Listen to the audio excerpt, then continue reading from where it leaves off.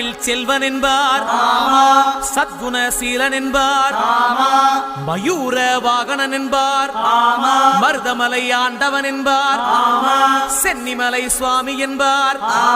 சிவன்மலை வேலா என்பார், ஞானவடி வேலன் என்பார், வேலாயுத சுவாமி என்பார், தேவாதி தேவன் என்பார், ஸ்கந்த குரு என்பார், அவ்வையிடம் ஆசி பெற்றவனாம், அப்பனுக்கே பாடம் சொன்னவனாம், கார்த்திகை பெண்ணிடம் வளர்ந்தவனாம், தேன் தமிழ் காத்த தெய்வமாம், மயூர வாகனத்தில் வருபவனாம்.